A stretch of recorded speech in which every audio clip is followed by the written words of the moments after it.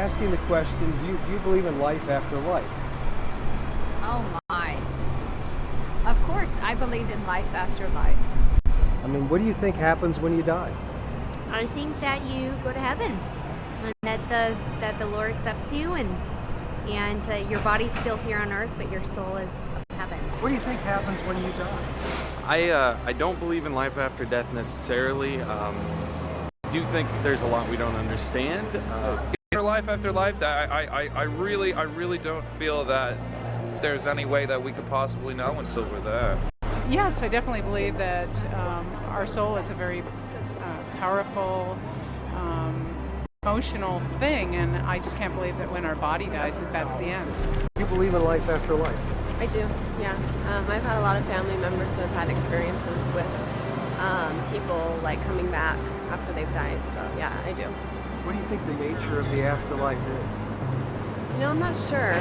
I feel like people, maybe like their spirits still exist, and they're just kind of with the people they love. So. There are 1 million ways to die. Perhaps 2 million. Perhaps even more. In fact, we don't even know how many ways there are to die. But one thing we do know is that a high percentage of those who die have what is commonly known as a near-death experience. Many people report going up a tunnel and seeing heavenly bodies bathed in bright light. And a good number see their life flash before them in a life review and even enter a heavenly realm. We have many representations of near-death experiences all around us. Artists down through history and in every culture have been there to record these heavenly encounters. It's as though mankind takes a common path to heaven and always has. I know all about near-death experiences because I have written about them, 9 books in all, with a number of the field's top researchers. I have looked at death in many ways and in many cultures. Yet, funny thing, in all the years I have studied and written about death, I have rarely thought that it would ever happen to me. Most of the time I thought that I would always be here, a permanent inhabitant of the living world. What was it Sigmund Freud said? When we attempt to imagine death, we perceive ourselves as spectators. Like most everyone else, I too imagine myself as a spectator. I hid behind my writing, safe from mortality. I had a box seat in the stadium of mankind, an eternal observer in the game of life. Then reality paid me a visit. It was a beautiful day with spectacular light and clean air. It was, as they say, a good day to die. I was out taking a walk in the desert, and out of nowhere, my heart began to race fast and hard like a runaway engine. Before long, I was down and out. In a lucid moment, I realized that I could easily become the subject of my own work. I imagined what that would be like by remembering stories used in the books I had written. No longer did I believe that the only thing wrong with immortality was that it goes on forever, or that it was a fate worse than death. I wanted real answers to the age-old question, what happens when we die? I decided to go to people who knew firsthand what happens, near-death experiencers. Accidents or illness had brought these people to the brink of death. They had looked down into the abyss and found it to be, well, quite pleasant actually. If not, why were they laughing all the time? I also went to researchers who had analyzed thousands of these near-death experiences and who had come up with some amazing conclusions about God, heaven, and the afterlife. These were guys I had written books with. Funny, isn't it? I always thought I was writing those books for other people, not myself. And then I talked to people all over the country and from all walks of life, just to see what the person on the street thought about death and the hereafter. Their answers were proof that I was not the only one thinking about the big question. I don't really believe in any kind of afterlife of any kind.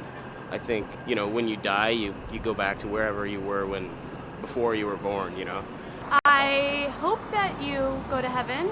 I think that you do. I've never thought there was anything wrong with just at least believing that you go to heaven. It's not going to do you any harm. So I hope so. Yeah, well, I think that we're spiritual beings that have existed before this time and exist beyond this time, and you know, this just happens to be where we're most aware of right now.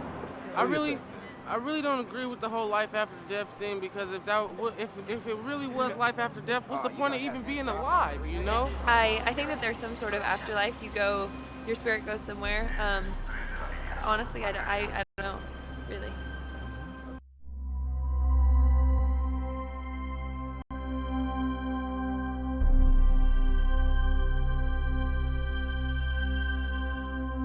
In order to get a modern-day impression of this subject, it is best to spend time with the scientists who are studying this phenomenon now. Perhaps the best scientific work is being done by Dr. Jeffrey Long. We co-wrote the book Evidence of the Afterlife, which is filled with his astounding findings about death and the beyond. Yes, I did say beyond. As the founder of the Near-Death Experience Research Foundation, also known as NDERF, Dr. Long has investigated thousands of near-death experience case studies worldwide. His conclusion? There is most definitely an afterlife. The question, that really important question of what happens when we die, you know, I certainly have my opinion, and I've not been shy about sharing that opinion. I think there's an afterlife for all of us, and I think that afterlife is wonderful. But I think what's even more important is why I believe that. What evidence is there? What is that line of thinking? What is that chain of evidence? What have we consistently observed in multiple studies, including the NDERF study, that leads me to believe that? And I think it's those 9 lines of evidence that, to me, personally, are compelling evidence that we all are going to have an afterlife, that is something that we're all going to experience. Our consciousness, who we are, is going to survive our bodily death. And we're going to go on into an afterlife which so many near-death experiencers have heard from call it their real home. One of the most significant lines of evidence I have that near-death experiences prove the existence of an afterlife is the out-of-body observations that near-death experiencers make.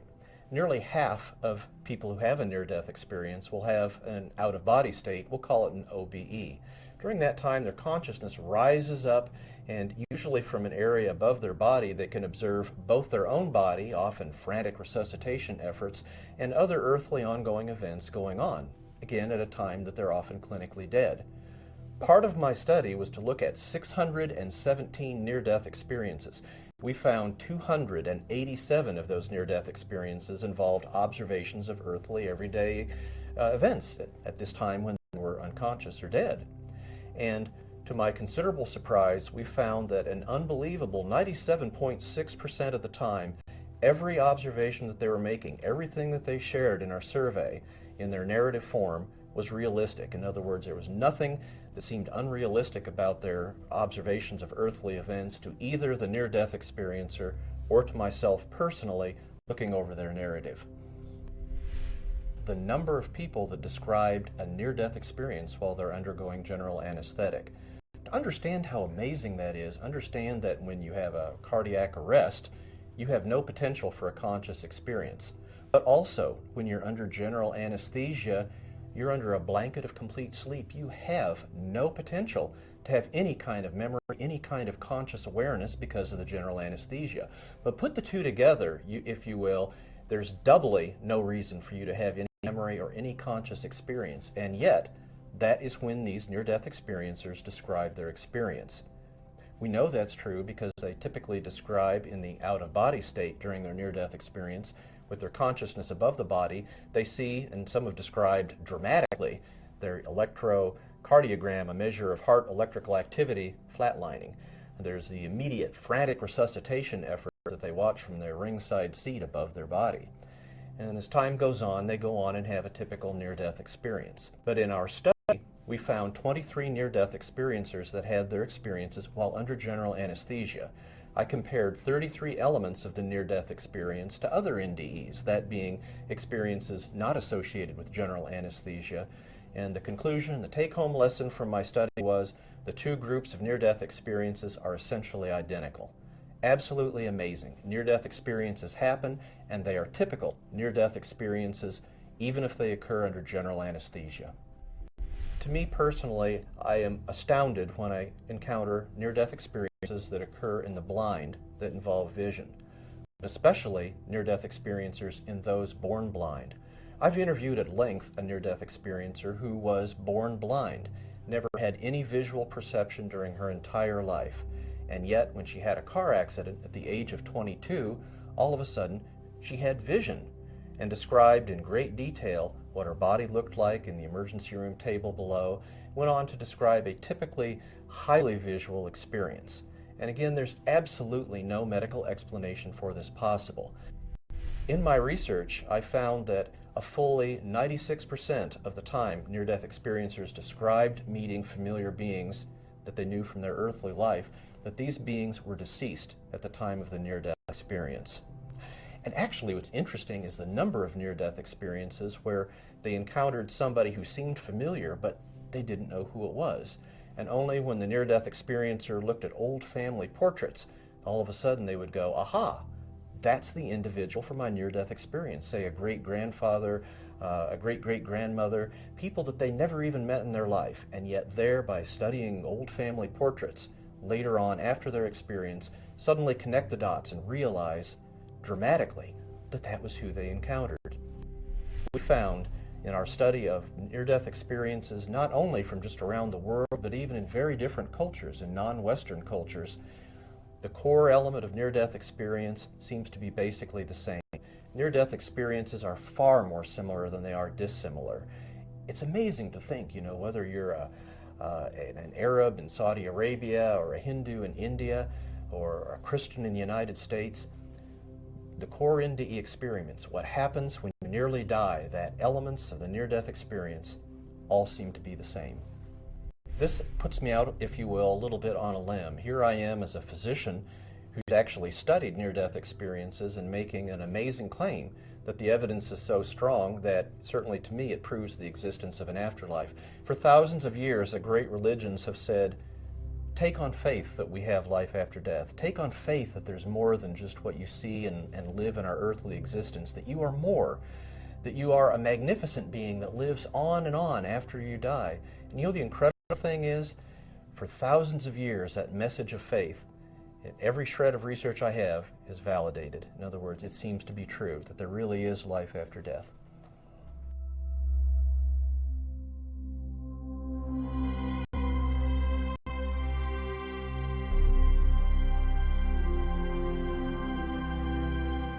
If you want to find a concentration of NDEers, you might try going to one of their conventions.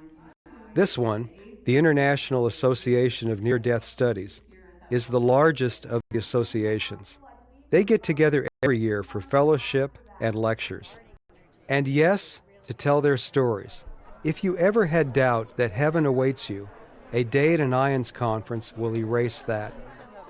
The NDEers in the group, those who have actually died and lived to tell the tale, are so anxious to tell their story of death and rebirth that they wear a red dot on their name tags so they can be recognized.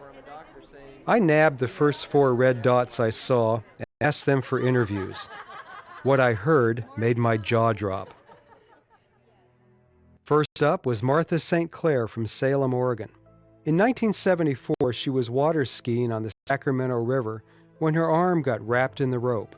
She was dragged underwater and nearly drowned. I found myself going through a dark tunnel. It felt like I had been there before, and I had the sense that I was going home. There was gorgeous flowers and colors that you don't see on Earth. It's like I had my body, but it wasn't a physical body. It was like kind of like a light body. I didn't really look at my body, but I sensed it was like full of light. And I found myself in the universe, just stars and galaxies, and it felt completely normal, like I was home.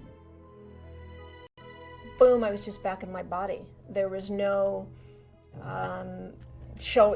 no, please, can I come? It wasn't the agreement, just boom, I'm back in my body. And I didn't really know what to do with my experience. Back then, this was a year before any near-death experience books had come out. I had heard nothing about it. And when I told my family about it, even though they could see my arm was damaged, they were like, that didn't happen to you. It frightened them. They didn't want to hear about it. I really had no one to talk to about it.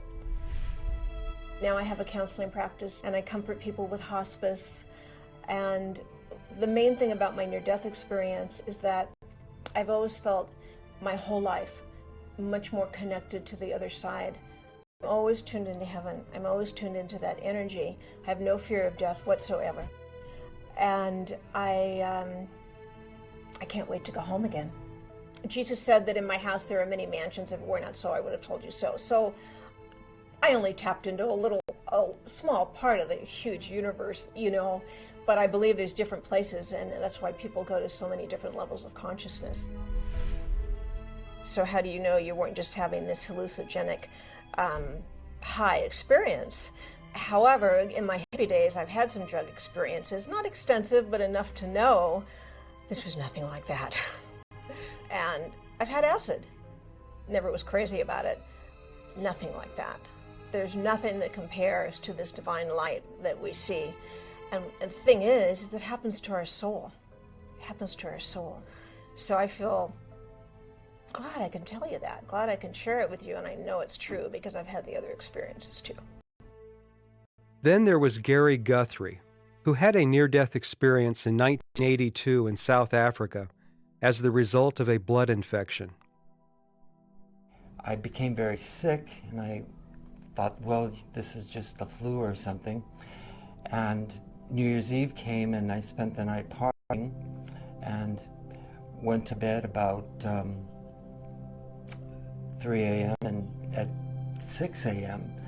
I woke up with tremendous, the blood was really getting to my heart and was going awfully fast. And it was that moment where I felt that I was going to die. So I just prepared myself to die. And it was that moment that I looked out of the window and I saw the sky opening and a light coming through. 20 minutes later, I was just in tears, and this was not normal for me, and I realized that this had been something divine. The light was unlike any light that you see here.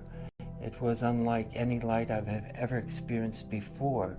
It was very loving and very healing, and it embraced you in its warmth and its love, and it's nothing I had ever experienced before that or since. I was 30 at the time. I was teaching school, teaching overseas. I was working in the Philippines and living a very Hugh Hefner kind of life. But the near-death experience changed all that. I began to think more deeply about, well, why am I here and what is life about, and where do we go after this life?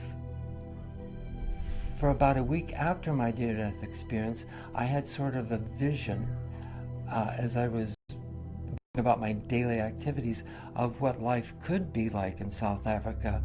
I felt that people did have a love for each other, and they showed kindness towards each other, and that there was a united feeling among each other, which on the surface wasn't true, but I could see it as sort of what the future is going to be like in South Africa.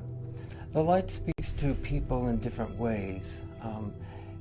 It's all intelligence, it's all knowing, so it knows the individual, and it speaks to the individual according to their individual needs and their awareness and their readiness to accept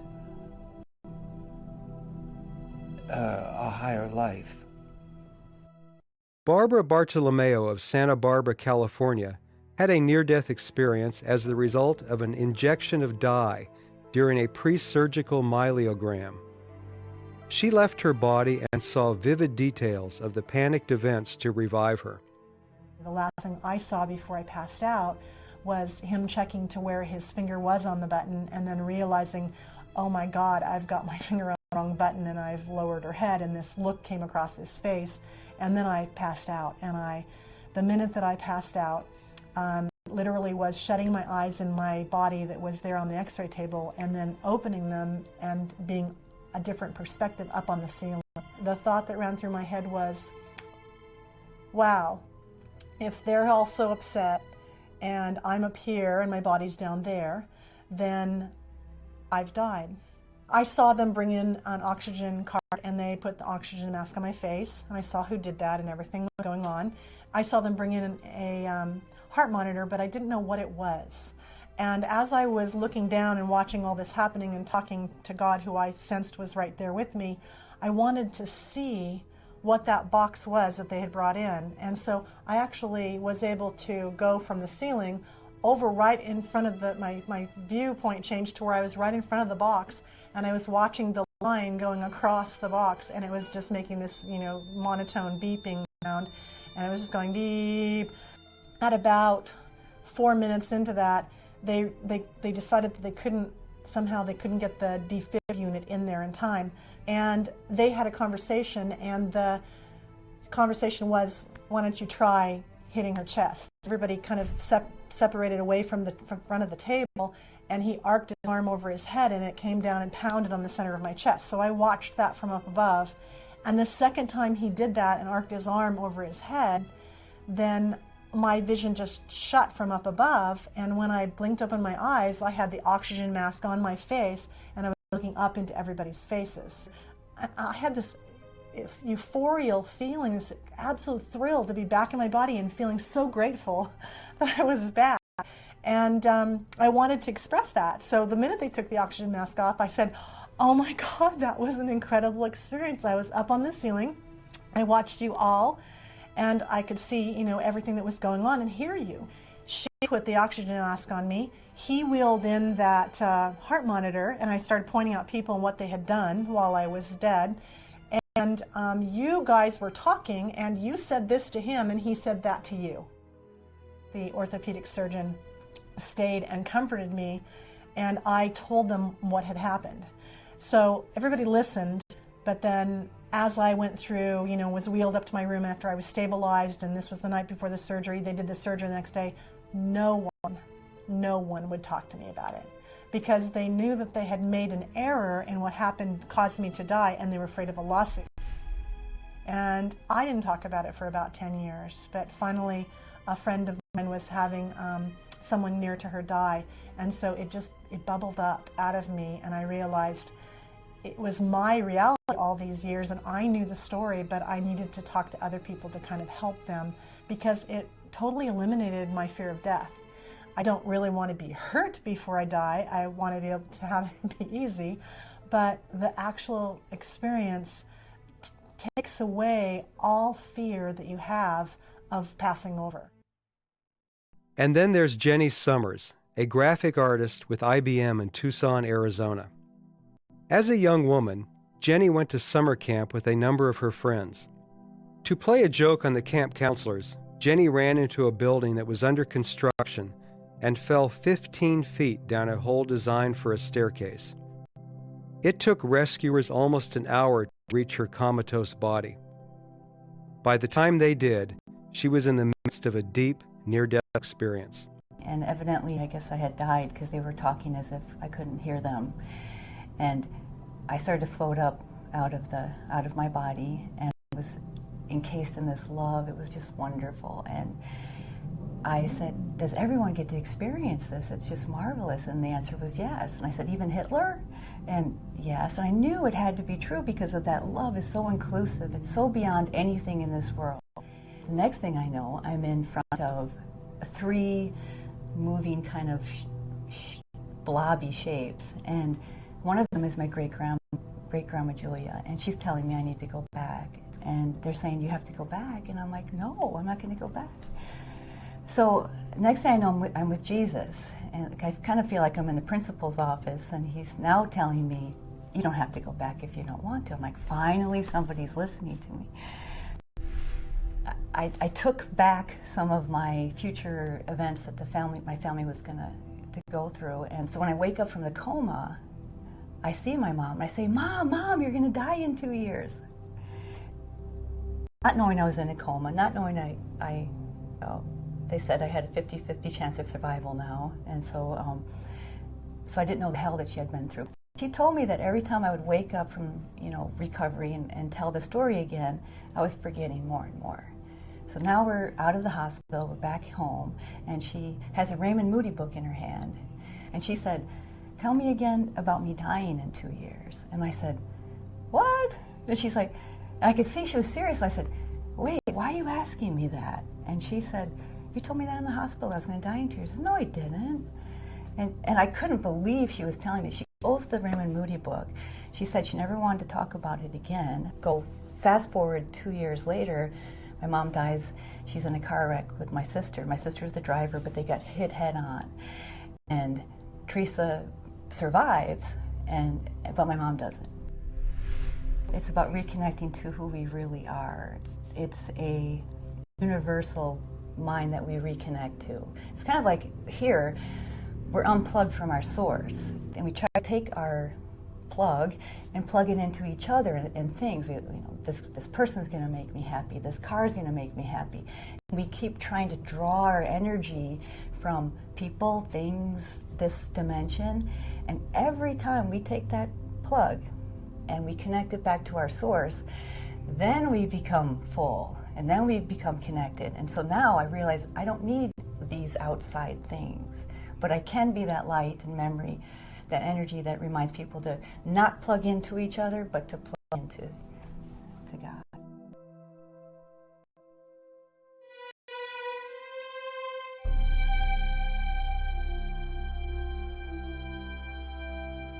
Before leaving California, I wanted to see my friend Leslie Gant, one of the hosts from the MSN program Live Earth. Leslie was hit by a car in Washington, D.C. and nearly killed, an event that she reflected on when we got together near her home in Santa Monica. A few years ago, I was in Washington, D.C., and I was riding my bicycle home, and a van hit me, and I flew 18 feet and shattered my jaw. My cheekbone was broken, and I had on my helmet, so thank goodness I'm alive for that. But if I didn't have on my helmet, I would not be here, and I've thought a lot afterward, oh my gosh, where would I have gone? And do other people think about that? Like, do other people consider what happens after this life is over? Good question. Does the man on the street think about the afterlife? We decided to find out by visiting Santa Monica's 3rd Street Promenade to ask people we met, what happens when we die? What are your perspectives on life after death? Oh, there's a great life after death. You're just here for a while, and there's a better life after death. Better land above. Have you had any experiences with that? Yeah, I did. When I was a kid, I had a near-death experience. I had my tonsils being taken out, and I can remember I was in, and I just remember it was a light tunnel. And the tunnel, it takes you right up there and all the way in. It's just this beautiful land, and everything's pretty, and it was just perfect. And all of a sudden, it just came back. I don't have any specific thoughts about it, but I think that it's gotta has to be something, because everything here can't just be as it is. It has to have something more.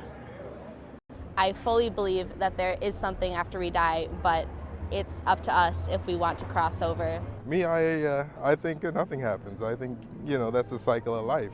People die and it's over with. I don't think there's any mystical ascension or anything of that sort. I guess I won't be seeing him in heaven. That's where I'm going. So, yeah, that's what I think happens. You do go to heaven or hell, just depending on, I guess, what you did through life. So I guess I subscribe to the Christian point of view.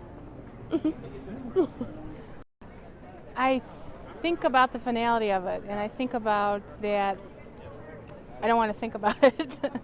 Well, I think when people die, it's just like candle is blown out. People die, and the spirit cannot exist without a body. That's my thought. I guess either you go to heaven or hell. What you believe in what you do here on earth is what's going to happen to you after you die. You bad, if you're good, you go to heaven. If you're bad, you go to hell, I guess. I know for a fact, yes. Me personally, my grandmother, she said she had died when she had my father. When she had my father. So She told me about the tunnel, but I didn't believe her, and I almost died. I almost drowned when I was like 7 years old. So I saw the tunnel, but I woke up. Swear to God. So you just saw the tunnel? Yeah, I just never made it. Ah. Just woke up. Wow. Did your light flash before your eyes? Definitely. But I was small. I was 7 years old, bro. Oh, you were 7? 7 years old. Just this endless thing, just like here right now, like hearing this interview and different stages, and it's like the play is always different, always a different script, it's always a different movie, but it's the same soul always going through. So that's what I believe.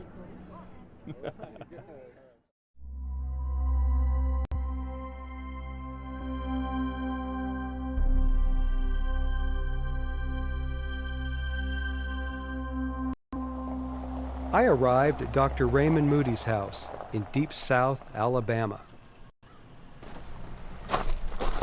Raymond, how's it going? Hey, man. How you been? Good. I'm here to talk to you about the afterlife. Okay, well, that's my favorite subject. Okay, let's do it. Let's go talk about it. In the early 70s, Dr. Moody, then a philosophy professor trained at the University of Virginia, began to explore the stories of people who had almost died and crossed the line into a heavenly realm. These stories have been told throughout human history, but Dr. Moody was the first to dissect them and discover their similarities. He called them near-death experiences. When he wrote about these in a book, Life After Life, the field of near-death studies began. I have written 4 books with Raymond. I even helped him move into his home here in rural Alabama, so I felt very comfortable interviewing him in his living room. But even as well as I know Raymond, I was surprised by some of his answers. You've had your own near-death experience. And based on those two things, the fact that you've heard all of these stories and you have your own story to tell, what do you think happens when we die? What I think happens when we die is that we enter into another state of existence or another state of consciousness that is so extraordinarily different from the spatial and temporal frame of reality in which we exist in the physical world, that the language we have is not yet adequate to describe this other state of existence or consciousness. When we leave our mortal body, how do we leave it? What do we look like? People say that in the realm of existence they enter into upon the point of death, that there's no such thing as physicality as we experience in it in this realm. It's not that they have a physical body. It's rather that they have some other sort of vehicle which they find it very difficult to describe, but that it does have a form, that it carries a personality, but that it's just entirely impossible to describe it in terms of or analogously to the kind of body that we have. I've heard it characterized as a spiritual body, for example. That's a term that I hear from a lot of people. So when they come back, they're changed, they're transformed. There are a number of transformations we see with people who come back from near-death experiences. The most prominent one is that whatever they had been chasing before, whether knowledge or fame or power or money or any of these other things, that when they come back, they say that the most important thing we can do while we're alive is to learn how to love. How has this knowledge affected your life? The most powerful one to me has been that it really has convinced me of the importance of love. And I try in every day to be loving to people. I genuinely do try in my day-to-day interactions with people that I try to keep in mind that I will be seeing this again and that I will be seeing this event not from the way I'm seeing it now through these eyes, but that I will be seeing this event through the eyes of the people with whom I've interacted. How do you think the world would change if you were able to prove that there was an afterlife? Many people get to thinking about this and they think, oh, if that were the case, then we'd all love each other and there would be nirvana and there wouldn't be any problems in the world. But I don't think it would bring people to a state of, complete love and make everybody saints and so on. I honestly don't accept that. But there is one thing that I am absolutely sure that a rational proof of life after death would do. And that would be that it would fundamentally alter the structure of the human mind. If we could have a rational proof of life after death, then human beings would never again be the same, because the entire structure of our cognitive mind would be expanded. What I can honestly tell you from the bottom of my heart is that I accept that there is a God and I have a relationship with God and I talk with Him all the time. What I honestly don't know yet from the rational point of view is whether life after death is in His plan or not. And it may well be, if you think about it, that God has something in mind for us that is even more remarkable than what we might call a life after death. In other words, I love God, I have a trusting relationship with God. He hasn't told me anything yet about an afterlife. I'm just going to have to wait and see. The next day, I went back to Dr. Moody's to talk to him about his next field of study, shared death experiences. He feels this subject may provide the best answer yet to the question, what happens when we die? Simply stated, shared death experiences take place when bystanders at the deathbed have the same experience as the person who is dying. Sometimes they say that they went up a tunnel or had a life review with the dying person. Now, the implication of this, if you think about it, is that this really does throw a monkey wrench in the traditional way of debating about near-death experiences. Right. Because what the physiologists tell us, who say that these experiences are hallucinatory, is that as the person is dying, the oxygen supply to their brain is lowered, and hence they have these hallucinatory effects. But if that's true, why would the bystanders have the same kind of experience? Sure, well, why would they? That's very difficult to explain. Yeah. And I think that once these findings come out and are thoroughly understood by the public, we're going to be into an entirely new dimension of discussing near-death experiences, because that old standby that, oh, this is just hallucinations caused by brain damage, that's out the window with these empathic death experiences. Now, if you don't mind me saying this, you and your family had a shared death experience at the bedside of your mother. I did indeed. In 1994, when my mother was dying, my wife and I and my sisters and one of my brother-in-laws were there, and all had astonishing experiences at the moment my mother died. I think it's one of the most exciting fields to study. Oh, yes, Paul.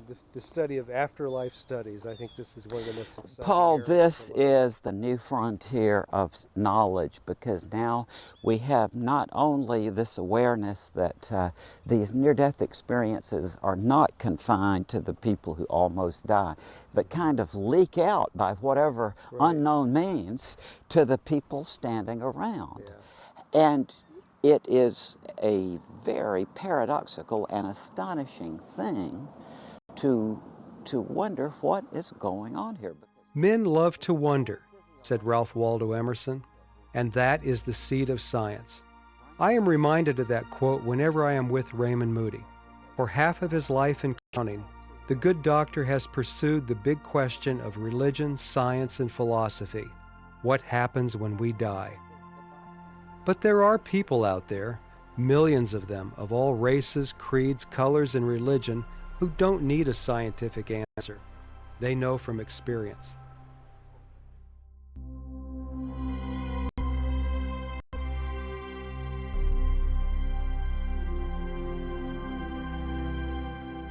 I traveled to the Pacific Northwest to visit Galen Dean Lovin. At the age of 11, Galen took it upon himself to prove to a neighbor that gasoline burns on water. He filled a 5-gallon gas can from the family farm's gas tank and went down to a nearby creek to make his point. I'm standing on these 2 logs, pouring the gasoline upstream. Yeah. So the water's flowing down underneath me, or the gasoline is flowing underneath me. And I look over and there's my friend approaching the creek with a lit match. And the look on his face was, I would say, horror. He was doing something he didn't really mean to do but couldn't not do. In a hot second, Galen was covered by gasoline and engulfed in flames. The pain was so intense that young Galen could feel nothing. He collapsed into the water, where his voyage to the other side began. My next awareness is I'm horizontal with my hands by my side and in a funnel. It's not really a tunnel, but it's a funnel. And the inclination of the sides was not that great, but it was obvious. And I was horizontal, dead center, and I was moving along, and I was aware of my body. My whole body was there. I could look and see, and it was physical. Okay, it was very physical. And the inside the cone it wasn't a vacuum, but it wasn't anything in particular other than something. I knew outside of this funnel there was more substance. It felt more solid on the outside of the funnel. I'm moving along a bit, and then look ahead, and I see this little tiny pinpoint of light, a little white light. And at that point, my speed really picks up. So I'm accelerating like crazy. It's not that I reach a fast speed and stay at that speed, but every millisecond I'm moving faster and faster and faster and faster. As I'm doing that, the sides of the funnel are expanding away from me. I'm still dead center. I'm still physical. I'm still able to look around. And this feeling of excitement, this feeling of anticipation, this feeling of joy was just overcoming me. It was almost bursting out of my chest. It felt so good. And just at that point when I'm almost there, I mean, this light is big, the sides of the funnel are pretty much gone, and I'm almost in the light, right? Wow, I wake up in the bottom of the stream, and I am just furious. That was the first instant reaction, even before I really was aware that I had slime in my mouth and everything else, was I was just pissed that I was here. Galen raised out of the water and began to assess the damage to his burn-ravaged body. Sheets of skin hung from his arms, exposing bone and muscle. From a vantage point outside of his body, he watched as he ran to the farmhouse to get help. Rushed to the hospital in Edmonton, Canada, Galen was lucky to find that 2 burn surgeons from Houston were visiting to give a seminar on the latest treatment of petroleum burns. Within minutes, Galen was in surgery. You know, I look like a toasted marshmallow. Any war pictures you see in napalm victims or wherever, they have no discernible features, right? They're just a bloated mass. That's what I looked like. I had no mouth, no ears, no eyes. I couldn't see. The EIV was hooked up into my foot because that's the only place I could find any place to put it. And I was on a morphine trip for the next 4 weeks. Through months in the hospital and years of pain and surgery, Galen continued to think about his journey in the tunnel and his near encounter with the light. Death revealed its nature to Galen and gave him special knowledge. Listen.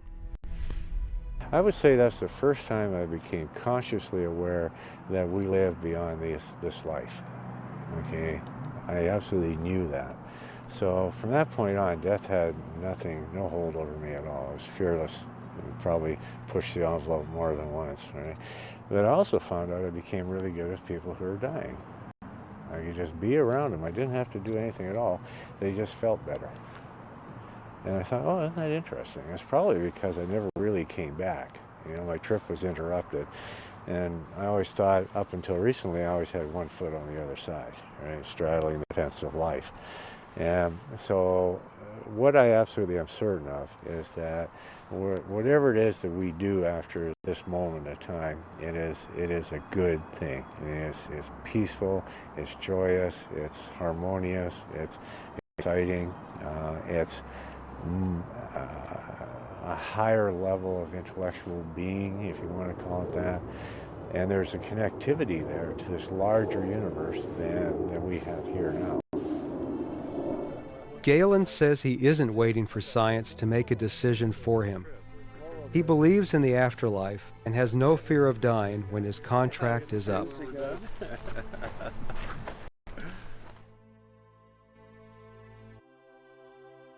The same is true of Lupita Kirkland.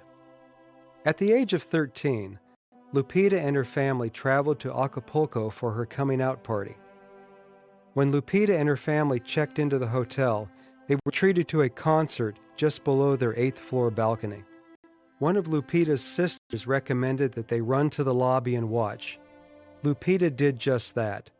But unbeknownst to her, someone had closed the sliding glass door going back into the room. Lupita ran through the door, which shattered into sharp shards and covered her with 1,000 cuts. I saw a lot of blood, like somebody pouring full hose, full of blood all over the place. And so my dad grabbed me and he put me in the bed and he wrapped a blouse to compress on my wound. And so he asked me to, because I have wounds all over my veins, he asked me just to hold them so I could cover the wounds here in my arms. And I realized that I was gonna die. So I told my dad, Dad, I'm going to die today. I saw my body in the distance and I was like in the room and I had the vision of my mom getting the doctor and as she was screaming and crying and I felt sorry for her. I wanted to console her and let her know that I was okay. Even though I was afraid at the first moment when I was detached from my body, an overwhelming sense of peace came all over me, and I knew I was okay, that I was going back home, and I wanted to share that with my parents, that I was okay, but I couldn't talk to them anymore, and I saw my dead body just laying there, and the doctor came, and I remember him saying, "Oh my God, she's not gonna make it." I saw the tunnel. It seemed to be made of dark clouds. At the end of the tunnel, there was a light. At the end of that light, I saw the image of what I believe is Virgin Mary. And I was reviewing my life with her. And we spoke about my mission in life. And after that, we had spoken about me coming back because I realized that my mission was not complete and that I needed to go back. So finally, I was pulled back like with this reaction, and I felt how my soul entered into my body, like it was strong, and I was feeling how the doctor was performing the CPR, and I remember the huge pain in my chest, and all the pain, the physical pain, came back to my body after I came back, and I was trying to get all the air I could into my lungs. Like I could not have enough air. And the doctor saying, "She made it, she's back, let's start stitching." The doctor had no anesthesia, so young Lupita was forced to suffer through the painful but necessary ordeal of being sutured with no painkiller. He had to stitch 4 layers in my neck, and he started with the aorta, and it was a very painful experience in which I was literally screaming and thinking. It was a mix of feelings between not wanting this pain again, like sad for having to come back, but at the same time I was mesmerized by the whole experience. After I started to talk about my experience, I told my parents that I knew the doctor met my mom by the 3rd floor. And my mom was like in shock, like, who told you this? And I said, I saw it. And she said, no, somebody told you. No, I saw it. So they could not believe what was happening. So I said, I need to go back and thank him for what he did. So we went back to Acapulco a year later. We went to the address, and particularly in that address, there was no house. Everything was like an empty lot, and there were houses around. So we started to look around for him and ask for his name, Jesus or Jesus. I never found him.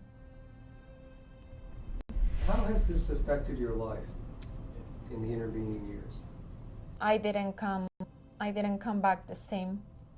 I was a different person. I was more spiritual, and also I became a more compassionate person, concerned for others, and feeling a sense of love. You're not gonna die. This is just a transition. You're gonna see and you're gonna meet home, and you'll be fine. Take all the love that you have gotten here in this world, and just remember those beautiful moments and take them with you and share them with God.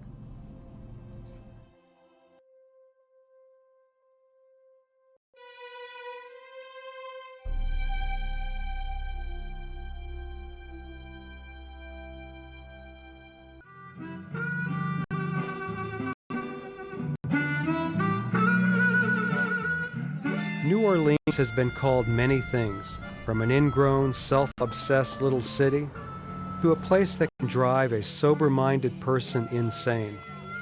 The religious and the profane love this noisy, drunken city on the Mississippi because it confirms their mutual belief that the likes of Sodom is alive and well in the world.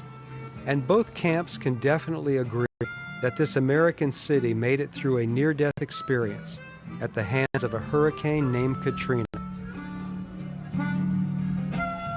And it is here, in this city of death and resurrection, that I brought together our scholars of the afterlife, Raymond Moody and Jeffrey Long, to summarize their feelings on mankind's greatest question: what happens when we die? Brought you here to New Orleans to talk about the afterlife, namely what happens when we die. What does your research tell us about that? And also what you can talk to people about who are afraid of death. What you can say to them, because you're both the experts.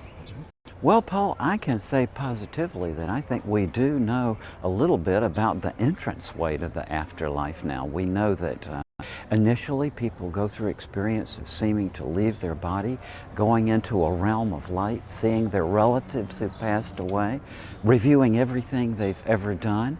And as this extends, I gather, they are able to continue their intellectual pursuits, and also that love seems to be almost the foundational organizational principle in afterlife, that we still maintain love and that we still have our personal identities to some degree intact. Absolutely fantastic, the research we're doing. Certainly in humility I would point out that what we don't know far exceeds what we do know, and what I consider to be so positive about the research I've been doing is that we're now at least connecting some of the dots, developing some understandings, and some of the understandings that we're coming to are absolutely remarkable. I think they could literally change the world in terms of their impact on people. If people could just know what we know, that we don't really die, that there is an afterlife, it's for all of us, it's wonderful, and that we don't have to fear death. But yes, you and that guys we have taken the research so far. I mean, I'm curious to know what you can say to people who fear death. We have every right to say to people that you don't need to fear death. This gives a great basis from which to work with patients on their fears of death, because this is solid information now that does convey hope, and that people who've lost a loved one to death, which is the worst pain that life can bring, can be comforted now by the fact, and I regard it, that there is a world beyond in which we can be reunited and continuing our relationship with our loved ones. And Paul, I think in the books that we've all written together, what I think is most important is that this is not wishful thinking, this is not speculation, this is solid evidence based on solid principles, research with scientific basis, and it's with underpinning with that knowledge that we've gained through our research over the years that we can have that confidence in saying, yes, there is an afterlife. And there it is. Maybe the void we all fear at death isn't a void at all, but instead a gateway to an afterlife. Perhaps our death is, as Dr. Moody said, an experience of love and learning so unique that we can't perceive it without the help of God. Perhaps at death, our life has just begun.